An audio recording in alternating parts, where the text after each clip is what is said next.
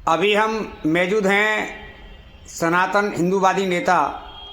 भाई बीनेश पंडित जी के साथ और इनसे यूजीसी के विषय पर हम इनसे चर्चा करेंगे। तो मेरा ये प्रश्न है भाई बीनेश शर्मा जी कि यूजीसी को आप किस नज़रिए से देखते हैं और इस समय जो विरोध की प्रक्रिया चल रही है कि उसको आप कहाँ तक देखते हैं, कृपया हमारे दर्शकों को बताने की कृपा करें। जय श्री राम। सभी सनातनियों को मेरा सादर प्रणाम। मैं सभी सनातनियों को प्रणाम करता हूँ, वंदन करता हूँ। साथियों, इस समय वास्तव में जो समय चल रहा है सनातन धर्म के लिए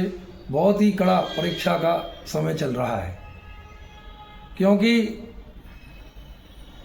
इस पृथ्वी पर जब जब धर्म की हानि होती है तब तब संस्कार का, सनातन का और हिंदुओं का बढ़ने का कार्य प्रारंभ होता है। आज आप देख रहे हैं, मैं पिछले 27-28 वर्षों से और सनातन धर्म का साथियों काम करता हूँ। मैं किसी जात पात को नहीं मानता। मैं दिन रात इस लगन में लगा रहता हूँ कि हमारे सारे हिंदू भाई, क्योंकि हर हिंदू पवित्र है, समान अधिकार में। देखिए साहब, एक बात बताऊँ, रामायण में भगवान श्री राम जी जिस समय माँ जानकी जी के साथ वनवास जाते हैं, तो चूँकि राम जी तो दशरथ जी के पुत्र थे और दशरथ जी चक्रवर्ती सम्राट थे, राजा थे, तो माँ जानकी जी का जब राक्षस राज्य रावण हरण कर ले जाता है, तब ऐसी स्थिति में और राम जी जब जगत जननी माँ जानकी मैया जी की खोज के लिए निकलते हैं, तो उन्हें एक सबरी, जिसे आज हम एससी और बीसी ओबीसी समाज से जोड़ के कह सकते हैं, सबरी नाम की एक भीलनी, एक माँ उन्हें मिली। उन्होंने अपनी आप बीती उस मैया को बताई,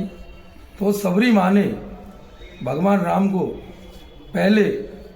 क्योंकि उन्होंने उनका स्वागत किया, स्वागत जब हृदय से होता है, अंदर आत्माओं से होता है, तो उस समय ध्यान नहीं रहता हम क्या कर रहे हैं। तो माँ सबरी जब राम जी का स्वागत कर रही थी, तो वो भगवान राम को बेर खिलाने लगी।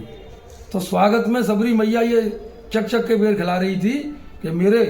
अतिथि को, मेरे राम को कोई झूठा बेर प्राप्त ना हो जाए। तो देखिए साहब, कैसा उदाहरण रहा होगा कि वहाँ राम क्षत्रिय समाज से पैदा हुए थे, तो वहाँ राम के हृदय में उस सबरी माँ के लिए कहीं कोई भी ऐसी ऊंच नीच वाली बात नहीं है और प्रेम से बेर खा रहे हैं। उसके पश्चात जब उनका रावण से युद्ध होता है, तो उस समय वनों में जो जिन्हें आज हम लोग जामवन, सुग्रीव इत्यादि नाम से पुकारते हैं, ऐसे जो महाबली हमारे गिरवासी वनवासी हिंदू समाज के लोग वनों में रहते थे, उन्हें आज की, मैं तो हिंदूवादी हूँ, मुझे डर नहीं है। आज की डेट में मैं कहूँगा, जिन्हें आप एससी बीसी मानते हो, साथी ओबीसी मानते हो, यही लोग जब वनों में रहते थे तो राम जी ने इनसे मित्रता की, क्योंकि ये लड़ने वाले लोग हैं, हिंदुत्व के लिए प्राण देने वाले लोग हैं, हिंदुत्व के लिए नौछावर होने वाले लोग हैं। वरना राम जी तो दशरथ जी के पुत्र थे, चक्रवर्ती सम्राट थे, विश्व के राजाओं को बुला लेते, लेकिन उन्हें पता था कि एक सनातन पे, राष्ट्र पे, एक राष्ट्र की अस्मिता के लिए, क्योंकि रावण ने माँ सीता का हरण किया था, राष्ट्र की अस्मिता का अपमान किया था, तो ये कौम ऐसी है जो राष्ट्र की अस्मिता के लिए, राष्ट्र के लिए, राष्ट्र के स्वाभिमान के लिए प्राण भी नौछावर कर सकती है। ऐसी साथियों का साथ लेते हुए राम जी ने विजय प्राप्त की। तो साथियों, आज जो सनातन एक सूत्र के धागे में परोते हुए और भारत माता को विश्व गुरु की तरफ जो ले जा रहा है, उसमें कहीं ना कहीं जो कालनेमी जैसे लोग हैं, जिन्होंने ये यूजीसी नाम का बवाल, यूजीसी नाम की बीमारी हिंदू भाइयों के बांटने के लिए छोड़ी है। आप बताइए, ये जो एक्ट बना है, इसके विषय में मुझे ज़्यादा जानकारी नहीं है, लेकिन इसकी कोई समिति रही होगी, इस समिति के कोई चेयरमैन रहे होंगे। इसके चेयरमैन, इसमें 2-3 लोग तो ऐसे हैं, देखिए साहब, जैसे दिग्विजय सिंह जी हैं, एक विनीत जोशी जी हैं, एक सिंह साहब हैं, मैं थोड़ा सा उनका नाम भूल रहा हूँ। ऐसे 2, 3, 4, 5 लोग हैं जिन्होंने इस कमेटी में, इस बिल को लाने में, इस बिल में क्या अच्छाई है, इस बिल में क्या बुराई है, इस बिल में क्या संशोधन करना है, ये सारा काम जो किया वो कहीं ना कहीं हमारे जो श्रमण समाज के उच्च स्तर के लोग रहे उनके द्वारा किया गया और ये लाके सरकार के सामने सरकार के द्वारा इन हिंदुओं को लड़ाने के लिए लाके रख दिया गया। मेरा तो इस बिल पे यही कहना है कि साथियों, कोई भी इस बिल के चक्कर में सनातनवाद को समाप्त ना करे, क्योंकि ये बिल की जो लड़ाई चल रही है हिंदुओं की आपस में, जो हमारे हिंदू भाई लड़ रहे हैं, उसका लाभ मजहबी हंस हंस के उठा रहे हैं। मजहबी बड़े खुश हो रहे हैं, उन मजहबियों को देखो कैसा मौका मिल रहा है और वो सेंधमारी का पूरा प्रयास कर रहे हैं और हमारे हिंदू भाइयों को भड़काने का काम भी कर रहे हैं। तो मैं निवेदन करूंगा, एक भी भाई हमारा इधर से उधर छिटक ना जाए, एक भी भाई हमारा कोई ऐसा कदम दोनों समाज से ना उठ जाए जिससे हमारा सनातन धर्म बट जाए, क्योंकि हमारा धर्म, हमारा समाज, जैसे कहते हैं मकान चार खम्भों पर होता है। तो साथियों, आज हमारी ये सारी जातियां, हिंदू समाज की, सनातन समाज की, चाहे वो एससी समाज से हो,